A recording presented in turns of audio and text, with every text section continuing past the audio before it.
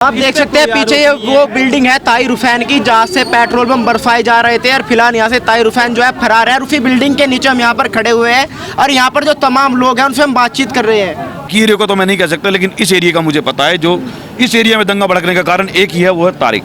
सबसे ज़्यादा नुकसान भी यहीं पर हुआ है। सबसे ज़्यादा नुकसान यहीं पर हुआ है क्योंकि यहीं पर हिंसा का गढ़ बना गया था।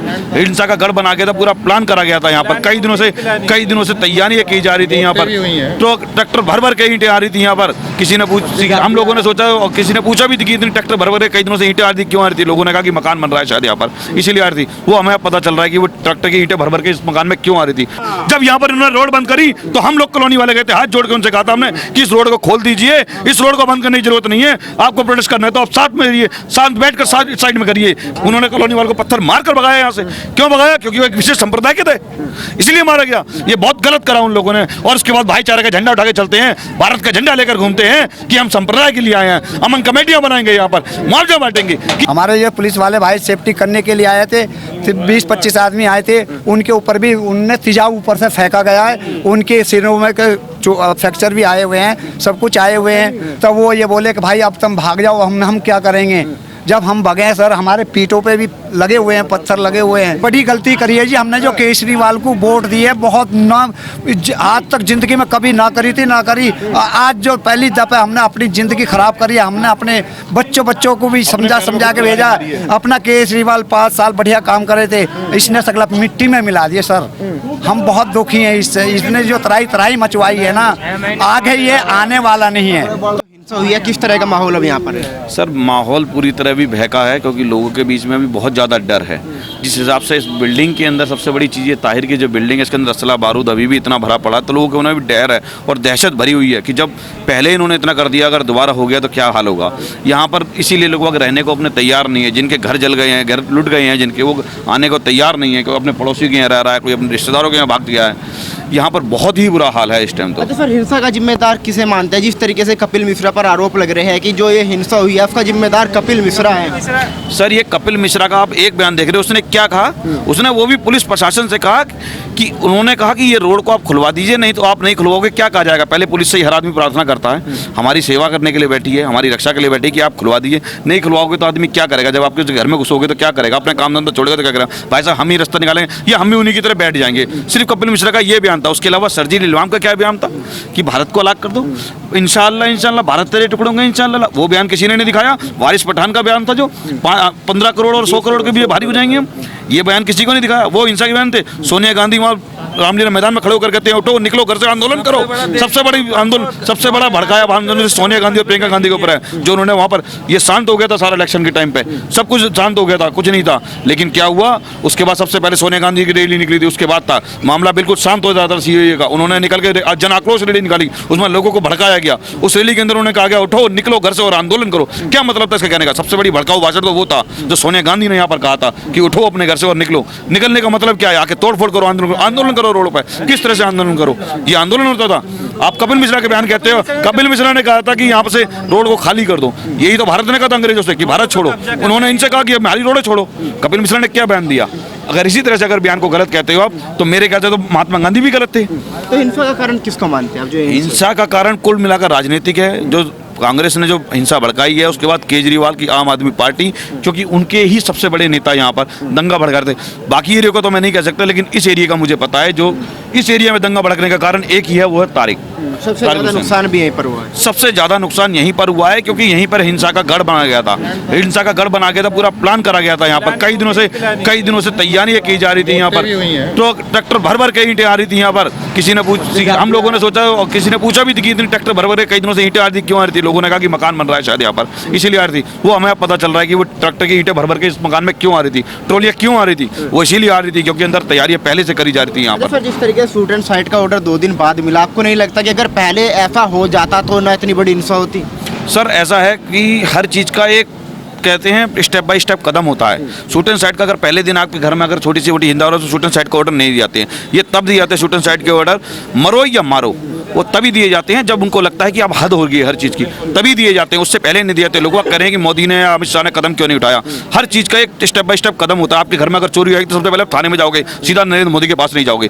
छोटी छोटी हिंसा होती है सबसे पहले आप थाने का एसएचओ दिखाता है, उसके बाद कंप्लेंट का एसी पे जाओगे, एसी भी नहीं सुनेगा डीसी पे जाओगे, फिर उसके बाद कमिश्नर पे जाओगे, उसके बाद का प्रोसेस होता है। तो इस चीज़ के प्रोसेस में 2 दिन का टाइम होता है। जब उन्होंने देखा कि कंट्रोल नहीं हो रहा है, यहाँ की गवर्नमेंट से कंट्रोल नहीं हो रहा है, तब उसके बाद सेंट्रल गवर्नमेंट को उतरना पड़ा। और उसके बाद जैसे ही वो उतरी, उसके सिर्फ आधा घंटा लगा होगा उनको उतरने के बाद। अजीत डोभाल जी आए एनएसए वाले, उस दिन के बाद एकदम शांत हो गया। लेकिन अभी भी लोगों के मन में भय है, बहुत ज़्यादा यहाँ पर भय है। सर क्या मानते हैं जिस तरीके से आरोप लगाया जा रहा है कि कपिल मिश्रा पर एफआईआर होनी चाहिए, उन्हीं के कारण ये हिंसा बढ़ी? कपिल मिश्रा मैं बोलता हूँ, आओ मेरे को बोलो, कपिल मिश्रा का वो शादी उसको नहीं आप जानते हो जो आसाम को तोड़ूंगा।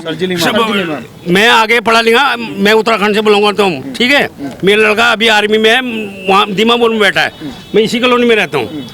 नहीं सजीद इमाम को आपने नहीं देखा, आप न्यूज वालों ने जो जामिया में इतने दिनों से हंगामा कर रहे थे, इंशाअल्लाह भारत तेरे टुकड़े होंगे, उनके लिए किसी नहीं कहा। हिंदुस्तान मुर्दाबाद जो कहते थे, नारे लगाते थे, उनके ऊपर किसी ने कुछ नहीं कहा। लेकिन सिर्फ आज केजरीवाल ने आज कैसे स्पीच दिया, लेकिन आज केजरीवाल सुनो, केजरीवाल उस चीज के लिए, अरे केजरीवाल आज क्यों झुक गया? केजरीवाल क्यों? केजरीवाल ने आज तक इनको वो चार्जशीट क्यों नहीं दी?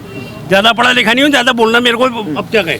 हमारा कहने का मतलब है कुल मिलाकर इन्होंने तब क्यों नहीं कहा। सिर्फ एक कपिल मिश्रा का एक बयान जो उसने कहा कि आप अगर नई रोड खाली करोगे, जिस तरह से ये लोग बैठे हैं उस तरह से हम भी बैठ जाएंगे। सिर्फ उन्होंने यही चीज कही कि हम यहाँ पर बैठेंगे, जिस तरह से वो बैठेंगे उस तरह से नहीं तो हम भी बैठेंगे। आपको 3 दिन का समय दिया जाता है, 3 दिन में रोड नहीं खाली तो हम भी बैठ जाएंगे रोड पर। ये उनका बयान भड़काऊ हो गया। लेकिन जो कहता है 15 करोड़ हम 100 करोड़ में भारी, वो बयान भारी नहीं था। जो कहता है भारत तेरे टुकड़ों में, वो बयान भारी नहीं था। जो कहते हैं इंचाइल लाइन चलेगा, वो चीज कुछ नहीं था। सबसे बड़ी चीज है कि उन लोगों ने सोनिया और राहुल गांधी ने क्या कहा था? मुझे नहीं बोला था, आप बताओ भाई। 70 से 80 दिनों तक जामिया 70 से 80 दिनों तक यहाँ पर हो रहा था। जामिया में हो रहा था, शाहीन बाग में हो रहा था, जाफराबाद में हो रहा था। वो क्या था? सारे सो गए तुम। वो क्या था? अगर वहाँ पर एक भी दिन वहाँ के आयान की कुरान की आयतें पढ़ी जा रही थी, भगवत गीता पढ़ी जा रही थी, वहाँ पर रोज भाषण दिए जा रहे थे, रोज भारत के खिलाफ भाषण दिए जा रहे थे। वहाँ पर आप क्या सोचते हैं जो हिंसा हुई है इसका जिम्मेदार कौन? ताहिर हुसैन है, और कौन है भाई? ताहिर ही है। इसके यहाँ इतने बम लिगड़े हैं, इसके यहाँ पे पेट्रोल पंप है, तेजाब है, ये सब कुछ हुआ ताहिर है इसमें सब। सर आप क्या सोचते हैं? मैं ये सोचता हूँ जी, बिल्कुल जो न्यूज दिखाई जा रही है कपिल मिश्रा पे या आरोप है, बिल्कुल गलत है। उसका एक भी भाषण सुनो, उसमें कहीं भी ये निकाह सुनो मैं हिंसा कर रहा हूँ। पहली बात, ताहिर हुसैन खुला इस पे सबूत है, सब चीज़ है टोटल, इसे गिरफ्तार नहीं कर रहे। आप देख सकते हैं पीछे ये वो बिल्डिंग है ताहिर हुसैन की, जहाँ से पेट्रोल बम बरसाए जा रहे थे और फिलहाल यहाँ से ताहिर हुसैन जो है फरार है। और उसी बिल्डिंग के नीचे हम यहाँ पर खड़े हुए हैं और यहाँ पर जो तमाम लोग हैं उनसे हम बातचीत कर रहे हैं। तो ये ताहिर हुसैन के साथ जितने भी सबूत है सब इसके पास है, असला टोटल इस पे ही मिला है। एक पार्षद जो चुना हुआ प्रतिनिधि है उसके यहाँ से इतना असला मिलना कितनी बड़ी बात है। एक लोकल आदमी तो बहकाई में आ जाता है, एक प्रतिनिधि ये काम कर रहा है और सब सबूत है टोटल है। वो तो शुक्र है भगवान का कि वीडियो बन गई, अगर वीडियो नहीं बनी होती तो ये मानते ही नहीं किसी कीमत पे। सरकार से क्या उम्मीद करते हैं आप? अगर ये मीडिया का सपोर्ट ना होता तो ये ताहिर हुसैन भी सामने नहीं आता। अगर आप लोगों का इतना सपोर्ट ना होता, आप लोगों ने इसको दिखाया टीवी पर, जब भी हम लोगों को सबको पता लगा कि हाँ भाई इसने जो है ये पूरा प्लान था, उसका पूरा मामला इसने प्लान करके सारा काम करा है। सर आम आदमी पार्टी कपिल मिश्रा पर आरोप लगा रही है। वो सर काम है जी, उसका काम है। उससे तो ये है कि वहाँ पर दिख रहा है सब कुछ हो रहा है, इसके हाथ में पत्थर दिखाओ। उसका राजनीति की है, वो चाह के भी धूल देती है साहब। उसका अभी देख लो, इतना बड़ा कांड हो गया, कोई सा नेता क्यों नहीं आया जी? बताओ चलो तुम, केजरीवाल क्यों नहीं आया? बताओ मुझे आप। Sir Kapil sir Mishra vote तो आप ही लोगों ने दिया था ना, इतना बड़ा गलती है ना, गलती है, हम गलती मान रहे हैं इस बात को कि गलती है कि जो वोट उसे दिया, जो वोट दे दी इसको, वोट दिया, इसका हजान नहीं तो भुगत रही है पब्लिक ही हजान है, इसलिए भुगत रही है कि वोट इन्होंने दिया और ये इसका हजान। सर मान रहे हैं कि आपने वोट देकर गलती किया है? बहुत बड़ी गलती करी है जी हमने, जो केजरीवाल को वोट दी है। बहुत ना आज तक जिंदगी में कभी ना करी थी, ना करी। आज जो पहली दफा हमने अपनी जिंदगी खराब करी है, हमने अपने बच्चों को भी समझा के भेजा, अपना केजरीवाल 5 साल बढ़िया काम करे थे, इसने सगला मिट्टी में मिला दिए सर।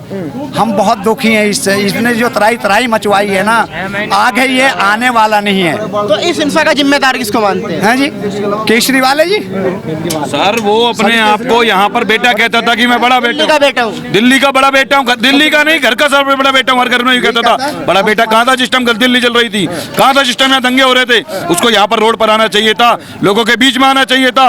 हिंसा हो रही थी, यहाँ बीच में खड़ा होता कि अगर मुस्लिम अगर हिंदुओं के ऊपर जाएगा तो मेरी छाती के ऊपर से जाएगा, हिंदू का अगर कोई पत्थर पड़ेगा तो मेरे ऊपर पड़ेगा। जिस तरह से वो वोट मांगने के एरिया के था, उसी तरह से यहाँ पर हिंसा हो रही थी, उस टाइम यहाँ पर से आना चाहिए था। लेकिन वो नहीं आया, वहां पर बैठ कर ट्विटर वार कर रहा था। उसके घर पर लोगों ने रात को परेशान करा। 2:30 बजे उसके घर के बाहर वाटर कैनन चलवाई गई। क्या मतलब होता है उसका पब्लिक का? कहता है मेरी नींद खराब कर दी, वाटर कैनन चलवा के उन लोगों को भगाया गया वहां से। क्या मतलब? अंकित शर्मा की हत्या हुई, 400 अगले दिन राजघाट पर जाकर बैठता है, राजघाट पर जा रहा है। राजघाट पर क्या हो रहा है वहां जाकर दिखा रहा है, मौन रख रहे हैं हम। मौन में क्या होता है? यहाँ पर आता उसको दिखाता कि हिंसा क्या होती है। हिंसाग्रस्त एरिया में आता, अपने एरिया के अंदर आता। वो नहीं आया। क्यों नहीं आया? वो और बैठ के राजनीति कर रहा है, सिर्फ ट्विटर वार खेल रहा है। उसके बाद वही जो उसकी आदत फ्री का लालच, मुआवजे की घोषणा कर दी गई।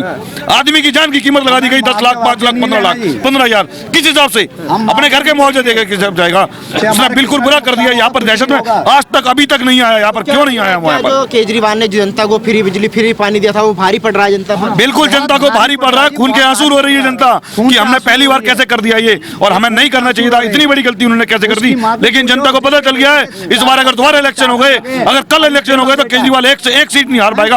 अपनी सीट तो छोड़ो, वो कहीं की भी सीट एक नहीं जीत पाएगा। एक निगम पार्षद की सीट नहीं लड़ सकता वो इस टाइम। इतनी बुरी हालत है यहाँ जनता की। और बताइए, जिस तरीके से अंकित शर्मा को 400 चाकू गोदे गए, कौन सी मानसिकता थी उन लोगों की? जिस तरीके से कुल मिलाकर ये अंकित शर्मा को जो 400 चाकू मारे गए, वो दिखाया गया है, एक संप्रदाय ने दिखाया गया है कि हम तुम्हें मारेंगे नहीं, तड़पाएंगे। और किस हद तक तड़पाएंगे, कितनी बर्बरता से तड़पाएंगे, ये 400 चाकू मारने का मतलब है डराया गया है। ये भयानक रूप दिखाया गया है, विध्वंस दिखाया गया है। क्यों दिखाया है उन्होंने? किसी को मारना होता तो 1 चाकू 2 चाकू से मार सकते हैं, लेकिन 400 चाकू लगभग 4 से 4.5 घंटे तक कंटिन्यू मारे गए। क्यों मारे गए हैं? अपने दिल के अंदर से जो नफरत थी उन्होंने, वो नफरत मार के दिखाई गई है। बात कौन सी की जाती है कि हिंदू मुस्लिम भाईचारा है? वो भाईचारा तब है जब उन्हें देखा पड़ा कि यहाँ पर हिंदू सारा का सारा एक हो गया है और उनको आगे नहीं बढ़ने देगा।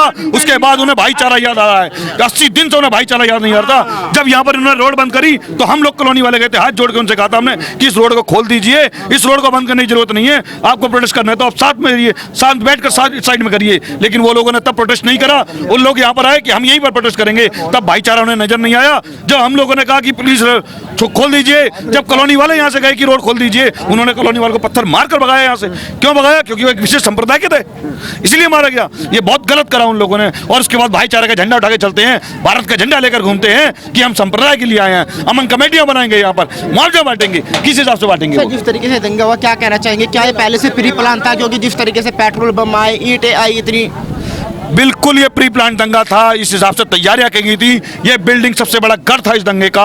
कई दिनों से ट्रैक्टर भर भर के ट्रॉलियां भर भर के यहाँ पर ईंटें आ रही थी। क्यों आ रही थी किसी ने कभी सोचा नहीं, क्योंकि यहाँ पर मेन रोड है, रोड हमेशा चलती रहती है। लेकिन हमें क्या पता था इस तरह से प्लानिंग हो रही थी। यहाँ पर गुलेल बनाई जा रही थी, बोतलें इकट्ठी करी जा रही थी, पेट्रोल इतनी तादाद में कहाँ से आया, असला कहाँ से आया, फायरिंग करी जा रही थी, तेजाब कहाँ से आया। इसका मतलब ये बहुत बड़ी साजिश थी और कई दिनों से रची जा रही थी। ये सिर्फ मौके का इंतजार में थे कि यहाँ पर ट्रंप आएगा, उसके साथ में इंटरनेशनल मीडिया आएगी, तब हम यहाँ पर करेंगे ये सारा कुछ, ताकि विदेश में भारत की थूतू हो और मोदी सरकार की थूतू हो। तो क्या चाहते हैं? क्या ताहिर हुसैन पर किस तरह की कार्रवाई होनी चाहिए? हम बिल्कुल चाहते हैं उस देशद्रोही है, उस देशद्रोही का कानून उस पर लगे, उस पर रासू का लगे, उसको फांसी की सजा हो यहाँ पर, ताकि दोबारा दंगा भड़काने से पहले इस एरिया छोड़ो, पूरे हिंदुस्तान में अगर कोई दंगा भड़काने की सोचे, कोई इस तरह से कार्रवाई करने की सोचे, तो 100 बार वो कांपे उसे।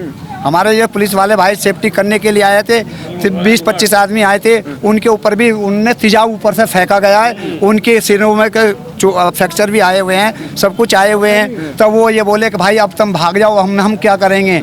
जब हम भगे सर, हमारे पीठों पे भी लगे हुए हैं, पत्थर लगे हुए हैं, समझे जी। आपको नहीं लगता कहीं ना कहीं जो हमारी कानूनी प्रक्रिया है, जैसे कोर्ट है, आप देख लीजिए शाहीन बाग में जो चल रहा है, कह रहे हैं कि वार्ताकार भेजेंगे, वो भी कहीं ना कहीं लचर दिखाई दे रही है? सर बिल्कुल लचर दिखाई दे। शाहीन बाग उसी दिन बंद हो गया था जिस दिन चुनाव हुए थे। उसके अगले दिन वहां पर आदमी ढूंढने से नहीं मिल रहा था, 10 से 20 आदमी था। उसके बाद जिस दिन सुप्रीम कोर्ट की डेट आई, सुप्रीम कोर्ट ने कहा वार्ताकार भेजेंगे, उन लोगों के भाव बढ़ गए। उसी दिन से वहां पर भीड़ इकट्ठी हो गई, क्योंकि वो चाहते थे कि हमारे को दोबारा अट्रैक्शन मिले, और तुरंत मीडिया भी वहां पर तुरंत पहुंच गई और उन्हें अट्रैक्शन मिला। अट्रैक्शन के बाद भी फिर सबसे बड़ा अट्रैक्शन उन्हें चाहिए था। इस कानून को फिर से ये बिल्कुल दब चुका था, ये उनका विरोध बिल्कुल खत्म हो चुका था इलेक्शन के बाद। सबको पता था इलेक्शन के बाद खत्म हो जाएगा, लेकिन क्या हुआ, जैसे ही ट्रंप के आने की खबर मिली उन्होंने दोबारा से षड्यंत्र की तैयारी कर दी। अलग अलग एरियो में जहां पर एक विशेष समुदाय क्या कहना चाहूंगा मैं, मुस्लिम समुदाय कहना चाहूंगा, जहां पर भारी संख्या में, वहां पर इन्होंने तैयारियां करनी शुरू कर दी। जाफराबाद देख लीजिए, सुलेमपुर देख लीजिए, मौजपुर देख लीजिए, बावरपुर देख लीजिए, उसके बाद मुस्ताबाद देख लीजिए, कावल नगर देख लीजिए, ये सारे वही एरिया हैं जहां पर मुस्लिम जहां